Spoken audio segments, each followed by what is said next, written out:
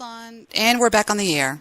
We got knocked off the air real quick on Spreaker, but we're back on the air now. I'm sorry. I was trying my damnedest to get us back on the air. Are y'all still with me? Yes, I'm here. Are the girls still there? Kiss, Kiss, are you still there? Oh, yeah, I'm here. I'm so sorry. I went and got a Mountain Dew while he was talking to you. Yeah, we got knocked off of Spreaker because of the 180 limit, and then I just started it back up. So you may want to tell everybody that we're back on the air now on Spreaker. And we have a Skype caller on the air on Block Talk Radio. You're on the air with us. What's up? Hey, good evening, Debbie and fellow callers. How are you? We're okay. Just kind of holding it down here, to tell you the truth. What's up? How are you, Mr. Solution? Damn good. I'm great. I'm great. Just got back Mr. Solution. from That's the guy that pissed me off the other day. Heard the gentleman earlier talking about cycling. I just returned from Santa Monica. I went out to the pier, and I don't know if you guys heard about the crazy individual that ran some people down on the Santa Monica I actually pier. heard of that. I know what you're talking about.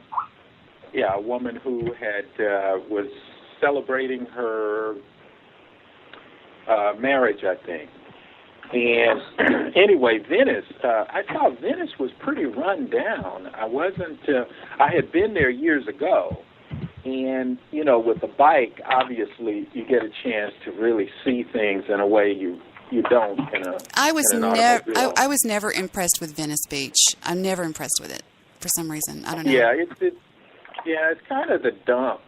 And I saw a dog crap on the roadway. Ew. Let me just say this. Maybe I'll start an anger session. I don't give a shit. Most people who have dogs are just absolutely horrible people. They don't like their dogs' shit, and they don't like the barking. A lot of cities have instituted ordinances where they will actually fine owners for their dogs barking. And also, the dogs, I see signs up, being on a bike, you like I just iterated, you see things you don't normally see. And I just want to encourage dog owners, if you love your goddamn dog, I'm fine with it. Clean up its shit. Just clean it up. Don't let other people have to deal with your dog's shit. Exactly. I couldn't say it better. And so I like animals, don't get me wrong, although they do eat dogs in a lot of countries, Scandinavian countries, Asian countries, and what have you. They actually raise dogs to eat. And I think Americans are some sick bastards who worship. Annette, are you there? Yeah. Annette, he just cut out. No. Listen, I had to go in the green room. Annette, are you on your way? Annette, I'm hurry. walking out now. Okay. All right. I'll see you when you get here. Do you want me to? No, I'm fine. Hurry. I need to go back out on the show, okay? Oh. All right, Pumpkin. I'll see you when you get here, okay? Okay. All right, bye. Sorry, guys. I had to temporarily jump over into the green room. Let's go back out. Hold on. We extrapolated on a few subjects. Trust me, they'll still be talking. In regards to... I'm sorry. No, I'm sorry. I just had to do something real quick because there was somebody holding on my board that is... No, it's okay. Go ahead. Don't let me interrupt. I'm sorry. Who's Annette and why? Where's she going? No, just never mind. I'm sorry. I'm sorry. I had to do that. I'm sorry. Just disregard. Okay, Mr. Solution. I've heard you on a lot of talk shows, and you're a wealth of information, and you come with a lot of facts. In regards to what we were talking about, which we kind of extrapolated into the entertainment industry, and I want to know what your take is on how, when you look at the evolution of Michael Jackson and the Staple Singers and Sly and the Family Stone. See, I'm going to hit you with a few things. However, they all have something in common. The only thing I want to espouse upon you is, how do you feel that it all relates, and how does it dictate how we progress as a society. That's all. I'm sorry. I'm not really. I don't know. Maybe Debbie. I didn't really understand your question. I didn't. You're relating singers. Let me rephrase the question. Sure. Do you feel that the music industry is a proponent of culture creation? Oh, now that I can respond to. Look, music captures an age. I mean, music bypasses the intellect and goes straight to the emotions. So music is, I think, some dictator or totalitarianist said that give me the music and I can control the society. So music is a very powerful tool, very powerful instrument. It just takes you to a place almost instantaneously. So, yeah, you and I'm sorry, I got so caught up in the answer. Your question again exactly was what? I was close to it, but ask the question again, please. Do you feel that the music industry, the entertainment industry, as a global vehicle, music is just one entity of it, plays, all that stuff, is a part that encompasses it. Do you feel that the entertainment industry globalizes and dictates human behavior? Oh, absolutely, absolutely. And this dovetails into something I was going to attempt to elicit from Debbie and then discuss it a little bit. But no, the United States, one of the fundamental characteristics of the United States is it speaks a common language. And due to the fact that... Go ahead. There goes Patrick. Patrick, mute yourself. Patrick. Patrick, mute yourself when you're not talking, or I will have to do it for you, okay? That's all I'm going to say, baby. Okay, I'll mute myself. Yeah, and due to the fact that everyone has a television, and in America there is a common language spoken, virtually all Americans are virtually the same. And it's easy to discern this from other people. When they hear you speak, they go, American, you are an American. But Americans don't know that they're Americans. They're idiots to the fact that they are Americans. But absolutely, the U.S. is one culture. Now, the distinction that can be drawn in U.S. culture is class. That's the major distinction. I guarantee you, you take any, I'm going to say, even first-generation immigrants, and certainly second-generation Americans, their aspirations are virtually identical. I mean, they absolutely coincide. Everybody wants, an education, a piece of the pie, as it were, speaking economically. America offers the greatest economic opportunities to those who are not legacy wealth recipients. And that's the reason people leave their, homeland to come to America to get money. That's why they come here. I talk to immigrants all the time. So, no, American culture is one. The major distinction is class. I know there's the issue of race that is absolutely stupid. And race was more a condition than a color. I often say that. And I'm just saying that if JP anyway, I think that's a fact. But class is the greatest distinction in America. And class refers to your economic status, where you're lower socioeconomic, middle, or upper socioeconomic class status. But yes, the music industry, the entertainment industry in toto goes a great length in defining American culture. Maybe a little bit too much. I think there's a little bit too much television consumption. But, yes, the movie industry, and it knows that, by the way. The movie industry is well aware that it creates a certain culture both in America and outside America. So it's a very powerful, it's known as cybernetics. It's a very powerful industry in toto. Now, let me ask you this question. If I would be so entertained, let me fall back for a minute, because I know Debbie and the rest of the female guests, they might have some questions for you. So I'll fall back and wait my turn.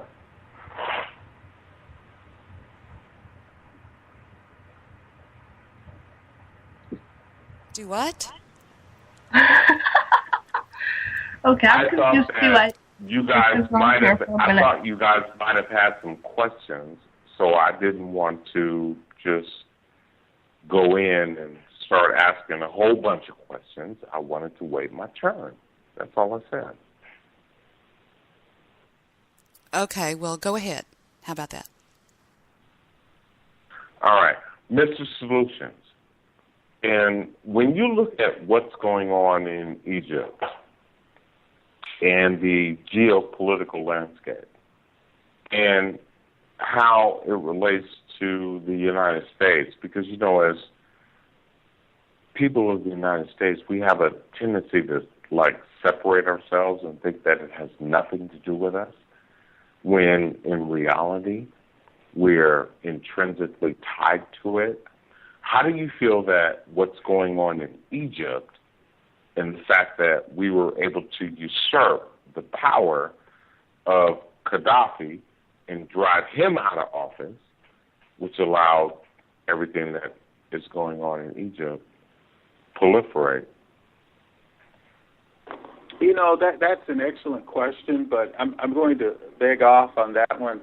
I don't get into... Now, I do have my opinions about extra U.S. involvement, but, you know, I just think that the U.S. has a lot of problems that it needs to focus on here. The U.S. is kind of different than it seems. It seems it's hawkish. It's involved, I think, in too many other countries' business, while America is going to hell in a handbasket. We have an immigration problem. We have a lingering economic crisis, you know, the Great Recession. We're giving people money. We're buying friends. And I think that's very, very problematic. So I think the situation in Egypt is tragic. I think I just heard that like 900 people had lost their lives. And exactly. That is absolutely horrible. And I hope they get a hold on that and are able to rectify that. You know, I think it's okay for a neighbor helping another neighbor when that's their real interest, and I put in great quotations in bold letters, real interest. But you know, I really feel for the Egyptian people, especially those who have perished and their family members. But I'm confident that they can fix it. Egypt has been around a long time. It's mentioned in the Bible. You know, it's there in Africa, certainly on the continent of Africa. And so I just hope they get a handle on that situation as soon as possible, and you know, just fix it and stop the bloodshed or the bloodletting, as they say. So that's about all I have to comment on that. I try not to overextend myself. You know, I just focus on a few things that I try to be fairly insightful about, but that's the gist of what I would comment on the Egyptian crisis, as it were. Well, Chris, hang on. Let me say one thing, Patrick. Chris in the chat room over on, well, I can't scroll up on the chat room. He said something I thought was interesting. He said And I can't find it. He said, well, never mind. I can't find it now. He said something interesting in the chat room on Spreaker.com, and it was all about Egypt and what y'all were talking about. But every time I try to scroll up, somebody else types something in there, and then it goes doink, and it hits it back down. So never mind. I'm sorry. Go ahead. Well, Debbie, you know that you can pause the chat so no one can type. There's a little lock button. You can lock the chat so no one can type while you're scrolling up. I just wanted to read what Chris had said, and I'm trying to find it, and every time I do, it goes doink, and it knocks me back down. There I go again to the bottom again, see? What you do is at the top of the little chat box and the left, no, it's the right top corner. There's a little lock, and you click it, and you can scroll up and down all you want. Wait, okay, there, I locked it. Okay. He said, I wanted to get Mr. Solutions. It says, Egypt and the rest of the Middle East is going to hell. Civil wars, uprising. The timeline we are in right now has a lot in common with the events prior to World War II. Is that true? Go ahead. Chime in, Mr. Solutions. Go ahead. I'll give my rebuttal. Yeah, I'm not a student. I'm not a student of World War II history. I just know about it from a cursory involvement. But I do know this.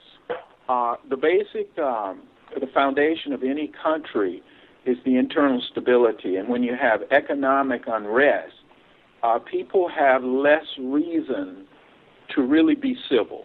Okay, so when it's just like in America, you have the jobs crisis, and we haven't had a civil war in a long time. I mean, all the wars that have been fought off of American soil, and that is a real blessing, by the way. That is an unfathomable blessing, because war is hell, literally, it's hell.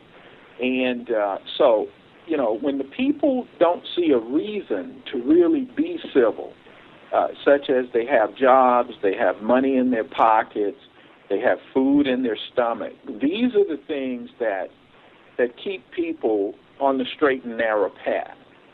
And so when people feel that those things aren't there, they lose hope. And that's what you don't want ever, is for people to lose hope. And I hope that doesn't happen in Egypt, certainly to any greater degree. And I hope it's addressed here in the U.S., because there's an cauldron or seething, as it were, of people. 100 million people? In other words, an enormous amount of people are out of work. I've heard as much as 100 million people are on food stamps. And that's a shame. I wouldn't want to be on food stamps. I mean, if I had to have them, obviously, I would utilize them. But you know, I wouldn't want food stamps. And I understand, and that's roughly a third of the American population, by the way. What are we, 311 million, somewhere in that vicinity? Yeah, we're about 300 million of the world's population. 300. No, I'm talking about U.S. population, about 311 million. Right. And 300 million. Yeah, roughly a third of those people are receiving government assistance, and that's not good. So anyway, that's my comment regarding. And we only make up, Mr. Solutions, we only make up 2% of the world's population. Yeah, but we consume a huge. And I guess this is okay. I mean, if we've grown to the point to where we can, but we consume, I think, of the energy, something like 30 to 40% of the world's energy. We make up. Let me give you some statistics. We make up 2% of the world's population. We consume 50% of the drugs produced worldwide. That's not good. How much of the energy do we consume? I would rather focus on that, if you don't mind my saying so. Drugs are nefarious. That statistics I don't have, but I can give you another one. Not in relationship to actual drugs. The 1% of the population controls 50% of the wealth. Yeah. So, I mean, I don't know how. I mean, you're just giving that as a raw data. I don't know. Do you consider that a bad thing or a good thing? Of Because course look, it's a bad thing. How can you talk about democracy and 1% of your population controls 50% of the wealth? Your population makes up 2% of the world's population, but you consume 50% of the drugs produced worldwide. Your whole entity is retarded. Even though you have the strongest military, you have the best government, you have the most educated people, but at the same time, you have a disproportionate of people. This is a preponderance of evidence. You have a disproportionate of people who are disenfranchised, who are not a part of the system, who are fighting with other people in which it's not even their fight, but they're fighting.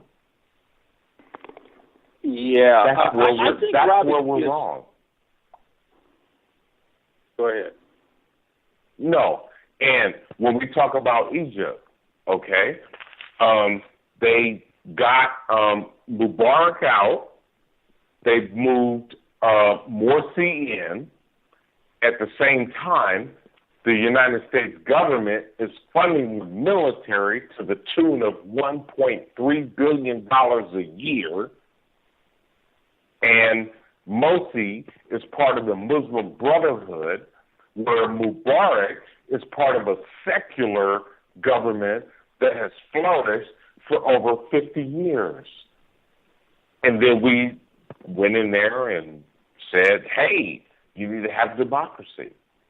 Now the whole region is completely destabilized. And here's where people don't connect the dots. The only reason why this happened was because Gaddafi in Libya, which is north of Egypt, got taken out first. If Gaddafi was in power, there is no way what you see going on in Egypt would be happening today. There's no way. No way. And that's what we're dealing with. We're dealing with a parasitical entity that is feeding off the public. And we need to understand this. We need to get it together. They're feeding off our children. They're feeding off all of us. And they are in a position to just run the whole system amok worldwide. And they got it in place. I have a question for anyone who can answer it. And I haven't looked this up, but I think it's interesting. Who is responsible for giving U.S. foreign aid? I know the U.S. gives a lot of money to a lot of different countries.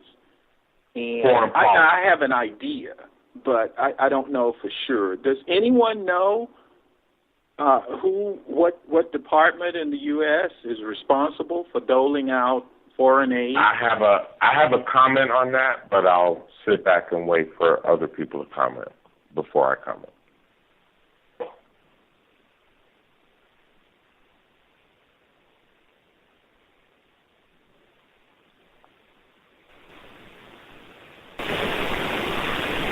Hello? What are y'all doing? Why are you doing this? I mean, we're obviously not in the conversation, so he just asked continue the the conversation, okay? I'm sorry. I just wanted to say one thing. Sorry.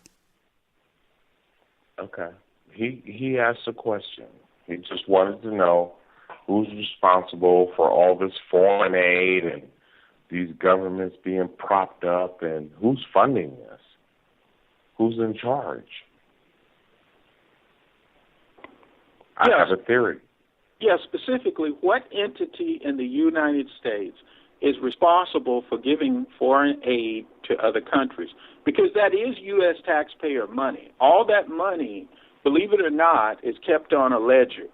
and the taxpayers are the indemnifiers of that money that's given out. That money is not. Don't think that money. All that money goes to the U.S. deficit or the national debt, as it were. Right. He's absolutely right.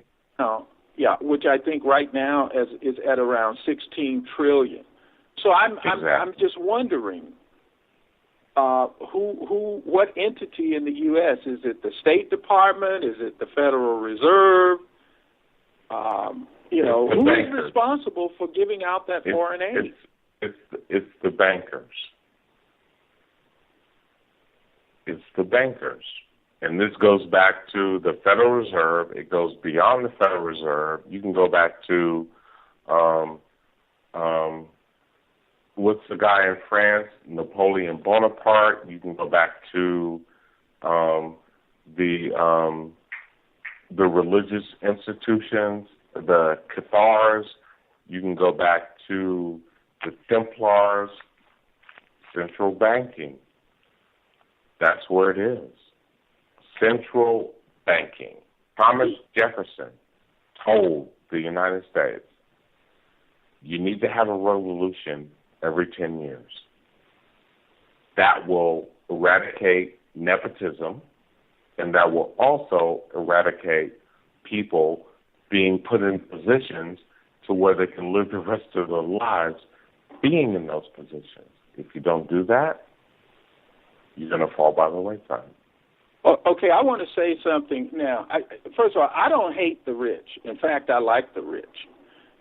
You quoted a statistic just now. I know it changes a little bit, but you said like 1% of the U.S. population owns 50% of the wealth. Correct. Yeah, only wealthy people can create systems and industry that we all utilize and that make our lives comfortable. Once in an econ class, it was explained to me how one gets a breakfast with all the ingredients coming from all over the United States. So you get a breakfast at wherever you choose to dine in California. And that hogs from Wisconsin, you got orange juice from Florida, you got, butter from Wisconsin, wherever, cheese, whatever. Right. You like on your toast. See, poor people can't do that. Poor people are only dreamers. They can't bring these kind of things together. So only the rich can do that, and they do it for a profit.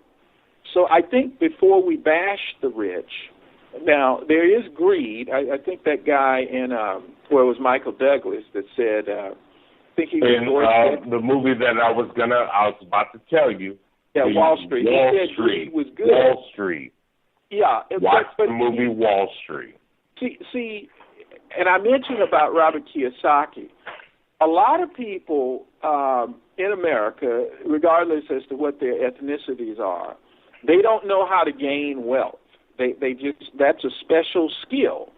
And so I'm not for bashing the rich ipso facto just because they're rich, because a lot of rich people work a lot of hard hours and to produce what they produce. And we all benefit from, the rich's efforts, because they can hire people, they can create things, they can get things done. And so my position would be, I'm not for redistribution of wealth. That's not the way I view things. Really? I feel that you're not for the redistribution of wealth? I feel that if one deserves wealth, they have to get it based on what I call equal opportunity, not equal. So you're a true capitalist. Correct. Not equal outcome. Because people have to be motivated. People are motivated by profit.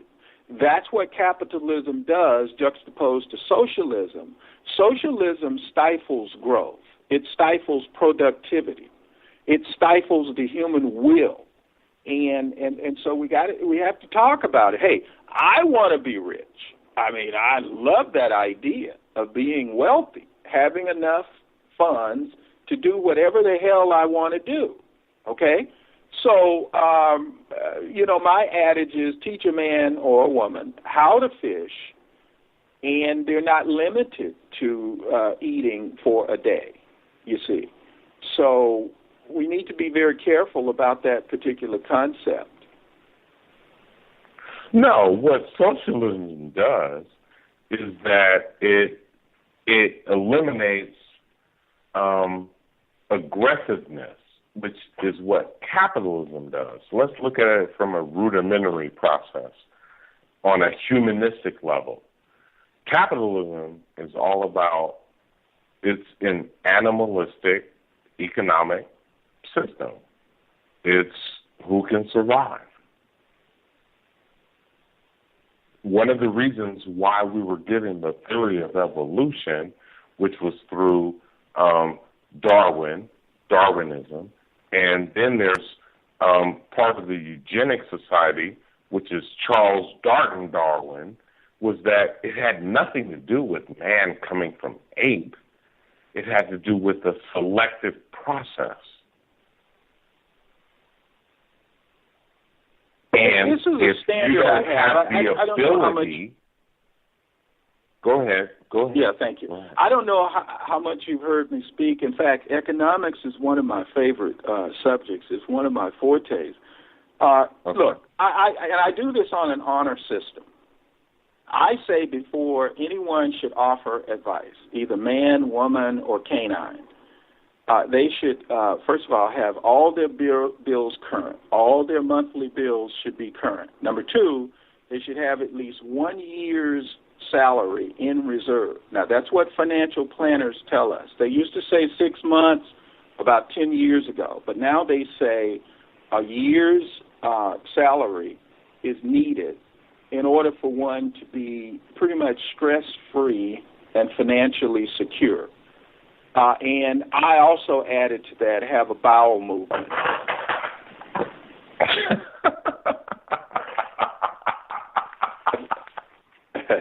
No, now I'm really serious. Okay. It may sound, okay. I'm really serious, and have had a bowel movement in the last 12 hours. And the reason they say that is doctors tell us that the number one source of stress comes from finance, usually lack thereof. And a bowel movement helps one not be toxic. So I don't like to receive information. In fact, I won't receive information from someone who's distracted, because if you owe someone, you don't have that year's salary in reserve, you are distracted, because other people are on your ass about their money, and you aren't paying them. Number two, having that bowel movement keeps one from being toxic.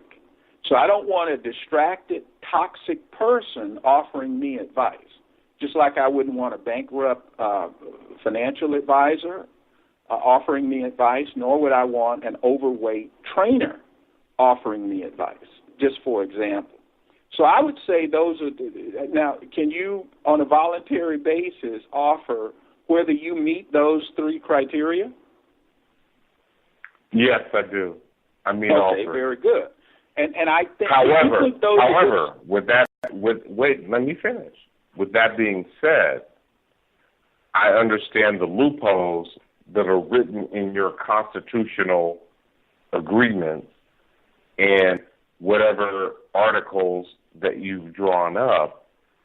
I see the loopholes in them. Okay, I'm not. So following I can work with that. I can work with that as well. Okay, I'm not following you. What do you mean there? You lost me. What I'm talking about is that what you're proposing to me will only work if we have laws in place, if we have articles in place, if we have legislation in place. Because you can sit here and talk to me all day long about how you want to do it. However, if you don't have a judicial process involved, then it means nothing. Correct? Okay, or but incorrect? I'm sorry. You lost me still. What means nothing? I'm not sure of what you're aiming at. What are you talking about now? I'm talking about the judicial process. Right. Okay, I got the judicial process as it applies to what or whom? Okay, let's let's go back. Let's use something very simple. Let's talk about slavery. A lot of people think that in the Constitution, when they made that comment about 3/5, that it has to do with a human being.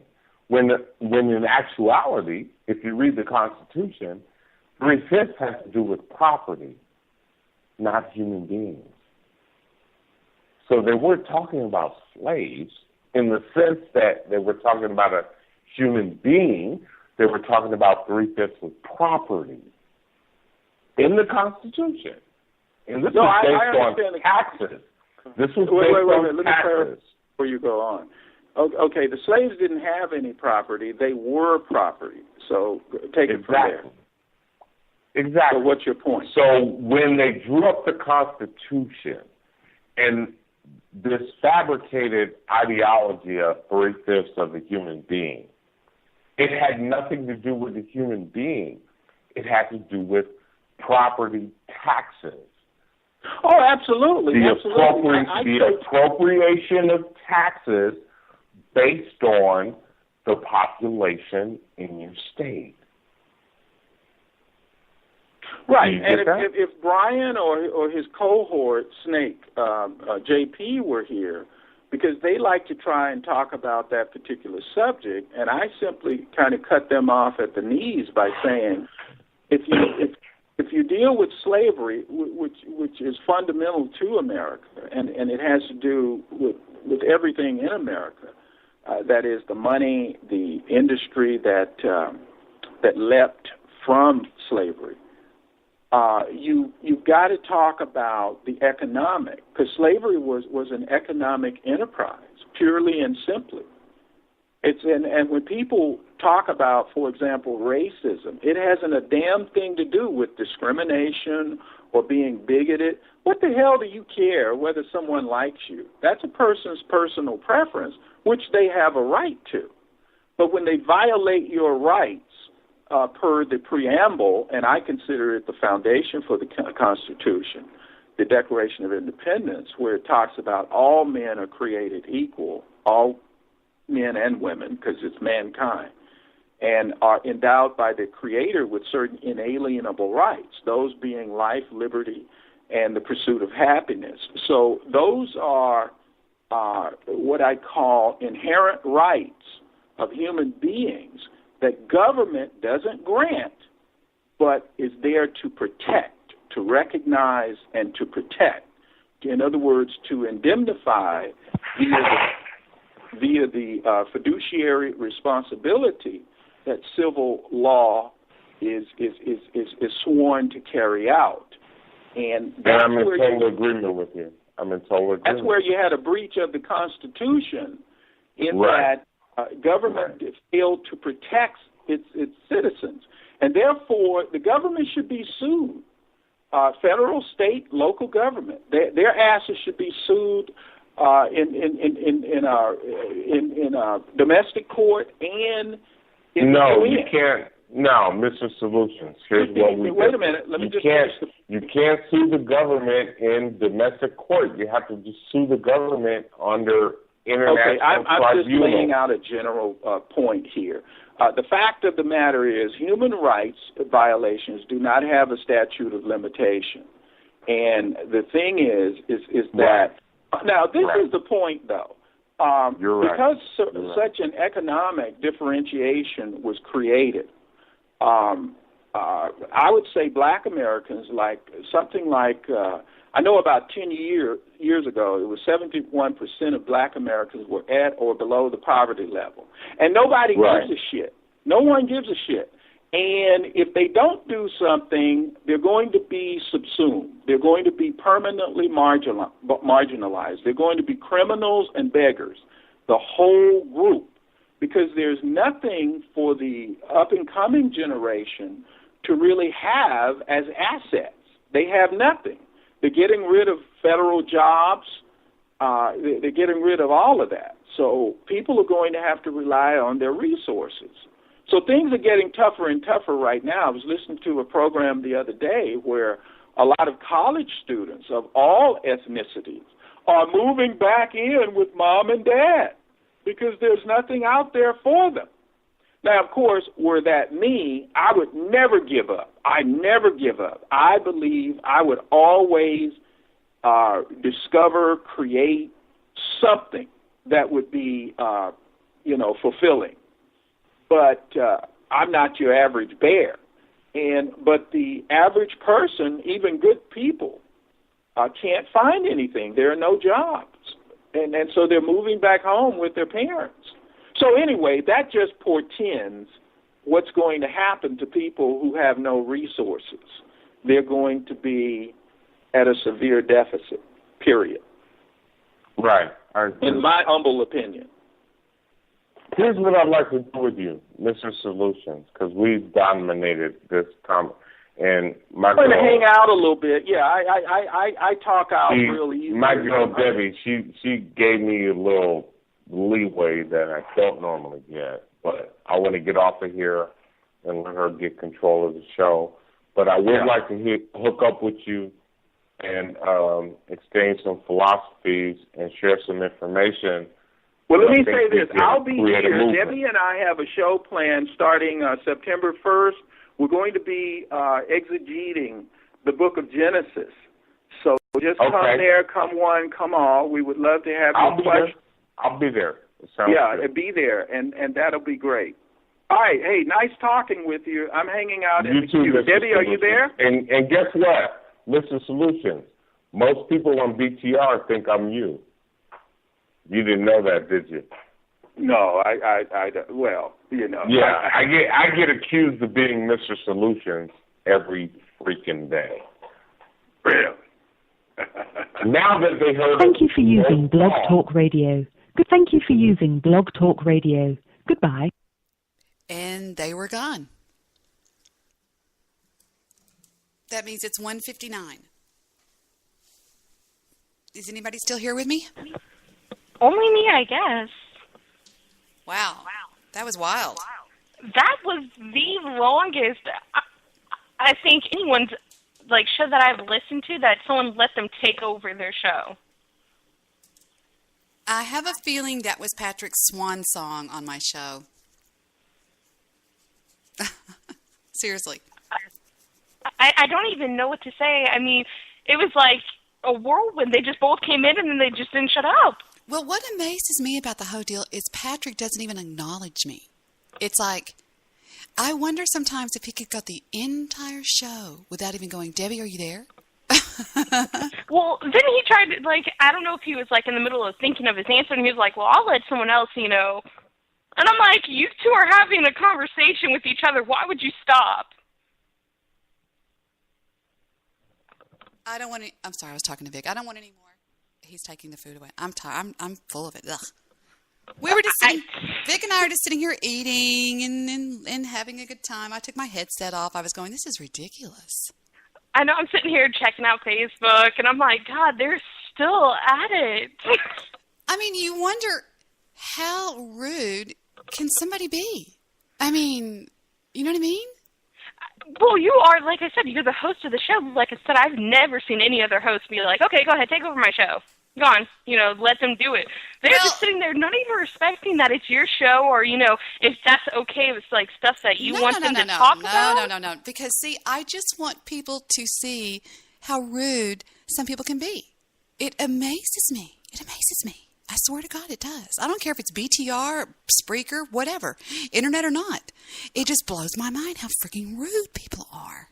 Okay, I have to tell you, you've had Patrick on your show before, and Mr. Solution, I think his name is. Mm-hmm. Why do you put him back if you're just, The reason I let, well, you can't take callers, Chris, can you? I mean, you have to have a certain setup. But anyway, the reason I was letting Patrick bloviate is I promised myself, and Victor can tell you, he walked in the kitchen, but when he gets back, that's the last time I'm ever letting Patrick on my show. Ever. Period. Now, are you going to start on the Bible this time? No.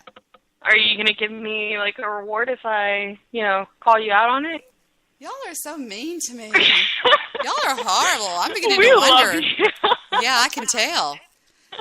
And Lisa in the chat room. Lisa in the chat room is just filleting me. She goes, well, this is why I take control of my shows. My shows are better. I'm going to go listen to my show. Well, go, please. I beg you. Nobody's holding you here. God. Oh, all I find hail. it so funny. That's what Apocalypse said. All hail Lisa. Oh, my God. Okay, why do you call him that? Like, I know you know his real name. Is that, like, what he likes to go by? Well, that's his name in the chat room. Ah, so, okay. I'm like, oh, my God, why does she keep calling him that? Look in the chat room. When he types, it says Apocalypse. Yeah, that's him. I need to pay attention? Well, whatever. I don't know. Whatever. So did you enjoy their talk about I wasn't everything listening. happening in life? I wasn't listening, to tell you the truth. I wasn't listening. I never said, hold on a second, we got a deal in the chat room. Lisa, I never said that you said your shows were better. I probably said something just a little tiny bit, and now everybody's going to go to shit, okay? What she said was she would rather listen to her shows, and so I said, go ahead, and just, never mind. It's a bad night, everything's going wrong, so whatever. Don't you just hate those days? That's why I said I've never gotten along well with women for some reason. I don't know what it is. I just don't. I'm exactly like you. In that sense, I never have female friends. Don't get along with women. I don't know what women cannot fucking stand me. And I'm going, why? I have no idea. I have two sisters. I just fucking sit here. I just sit here. I don't do a goddamn thing. I just sit here. I don't say anything in the chat rooms. I don't bash people, but they just try so hard to hold back. And I talked nothing but good about Lisa. You should have heard me. I ranted about Lisa. Ranted about her. Ranted that she was this great person just like me, blah, blah, blah, blah, blah, blah, blah, blah, blah, blah, blah, blah, blah, blah, blah, blah. And she's in there going, this is putting me to sleep. This is so boring. And I'm going, oh, my God. Do you rant about me? Am I special like that, too? Who is this? Kiss. What do you mean? I'm sorry. I didn't know. Y'all's voices are alike. You and Holly's, I think y'all are alike. So, anyway. Oh, my God. I'm now sorry. I feel very special. Thanks. I'm sorry. It's fine. I get mistaken a lot for different girls. It's okay. And then Apocalypse is in there hating in the chat room. And the first question I have for that little bastard is, what are you doing away from the talk shoe group? That's what you're a part of over there. He's a part of my hate group. He loves you. He told me on Skype. He loves you. He wrote to me on Skype and he said, I love Holly. Holly? I'm Debbie. No, not Holly. Sorry. I keep saying Holly's name passed in the chat and I'm like, Holly. No, he told me he loved you, Dad. He really did. Well, you can send him back a little message. Okay. Let me get this ready. Okay, ready? Okay, go ahead. I okay. don't give a fuck. All right, it's been sent. I'm joking. JK then. Zero fucks are given. No, I'm joking.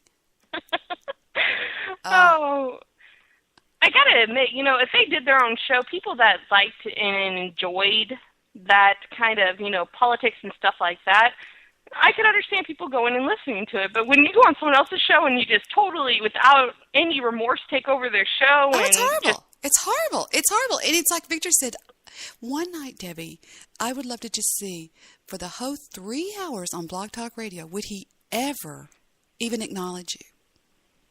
Wow. You know what I mean? Andy said that about our love. That's what his answer back to that was. Oh, Andy is just, I don't know. Andy's just sort of trollish, whatever. You know what I mean? I think there's girlish love going on over here. Or guys girlish. Are you sure Andy is male? Mm-hmm. He is. Okay. I don't know. I just come on and I love my little shows. It's a hobby. I've had it for 4 years. It's like a habit more than a hobby. Like it's a hobbit, I guess you could say. But you said that your whole family was in radio, correct? Oh yeah, my whole family is in radio. They've owned radio stations, towers, you name it. They've owned it. Wow. So is this where you get your, I guess, radio host kind of voice setup kind of thing go from? I don't know. I've been on terrestrial radio. I pretty much ran the gamut. I've been involved in it all my life, really. Have you enjoyed it?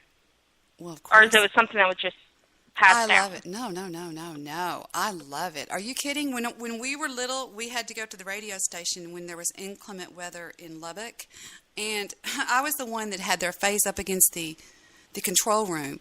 Wow, wow. When all the other kids were over there running around doing whatever, I was the one that was over there with my face against like I said, watching them work and watching them do all their stuff. I loved it. So when was the first time you ever been on air? As a host, Mm-hmm. 2003. And did the show go very well, or We were afternoon drive time really? in the number 5 market, which is huge, by the way. The number 5 market is, well, the 5th largest market in America. The markets go, they go vertical. Like in the market of Dallas, there's Kansas City, it goes Chicago, it goes up and down. And the one that's number 1 is obviously New York, and then Los Angeles, and it goes, and then like that. And we're the number 5 market, so we were number 1. And that was the first time you were on air. Absolutely, it's called Law and Disorder. Were you nervous? As a cat, Did you mess up a lot? I had to sit with my back to the wall because if I would sit and face Ken, I was so nervous because knowing what I was doing, I did. I had to turn around in the studio with my back against the wall so I wouldn't pay attention to Ken.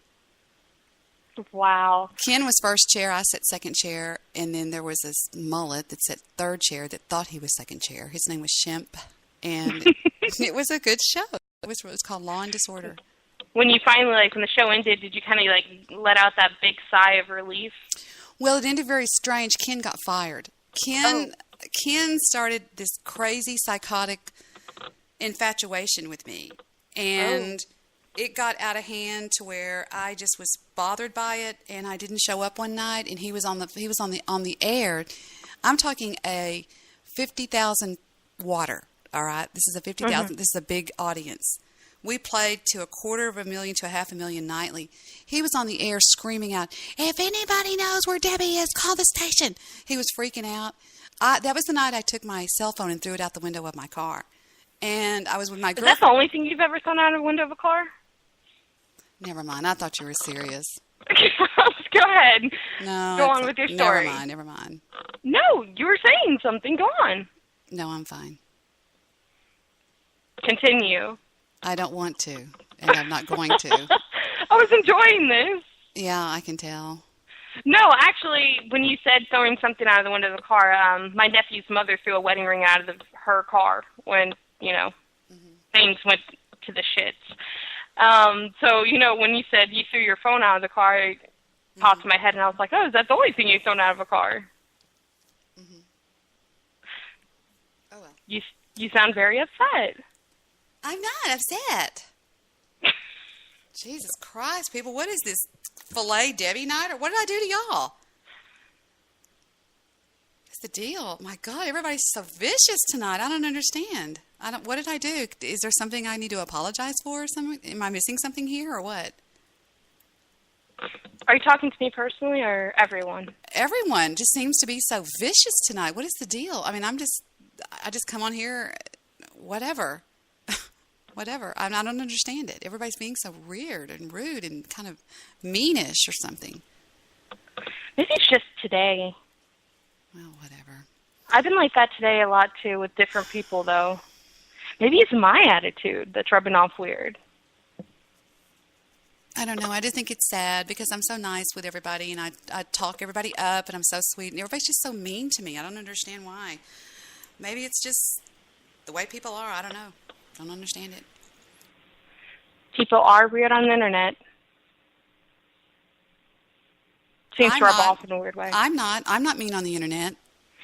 I am not mean on the internet. I am me on the internet. I'm the only person I think that is me on the internet. It seems a lot like that. Seems a lot like a lot of people are very different from them when they are in their personal life on the internet. Every time I smile, can you hear, the creak in my headphones? I don't know. I wasn't really paying attention. I just wanted to make sure it wasn't like messing with the audio of your show. No, it's not. All right. Anyway, so I'm going to go ahead and get off of here just because I just get this real icky feeling about everything. But I just want everybody to know I love y'all all, and I just don't want y'all to think anything weird's going on. I just feel some kind of weird thing in the air or something, and before everything gets really weird, I'm going to go ahead and end it. So I will bid you all adieu, and thank you for calling in, and I will see you all next time. Wow, what a weird deal. Oh, I'm still on the Spreaker show. Am I? Yeah. I don't know what it is. It's just, guys, everybody's being kind of strange and weird tonight, whatever. I don't know what's going on. I try and I try and I try. And I try and I try and I try and I try. I mean, I don't know what the deal is. Whatever. Yeah, right. Maybe the internet's not for me. Maybe I'm just not right for the internet. Maybe I'm just not the kind of person that belongs on the internet because I'm too real. I keep things real, and I am what I say I am. I'm just a mom, and I'm just Debbie, and that's all I am. You know what I mean? That's all I can say is I don't get it. I don't get it. Don't get me wrong, there's been a few people that I've met that are the same as me, but very few. And I don't know. I don't understand it. Maybe my mother used to tell me that if you don't understand something that doesn't make sense, it's because it doesn't make sense. Perhaps it just doesn't make sense. And that is the grossest picture I've ever seen in my life. Gross. Anyway. So I don't know. I used to always play this song on my show one time about 2 or 3 years ago. I don't even know if I still have it. I'll take a look and see. And then I used to tell everybody, we had an all-girl show. We had all these girls on my show. And it was great. And whenever I would play the song, they would all say, "Oh, Debbie, I just love that song." And I would tell them every time I played it that it always seemed to be some bizarre song that just spoke to me. And it seemed like it was like telling the story of my life almost or something. And I don't know if anybody's ever heard of this song before. It was real popular in a movie, in a film. And it goes a little something like this. No, I'm joking. It's by a girl named Amanda. And it just seems to just tell the story of how I feel half the time. You know what I mean? And it's really blazingly apparent of the way I feel tonight. But I've never understood it. And I say that with all sincerity. I've never understood the song. I don't know what she's trying to say in the song because there's a part when she says, "I'm wrapped in cellophane." And I don't understand that part. What does that mean? Here it is by Amanda Ghost. And I try and I try and I try and I try.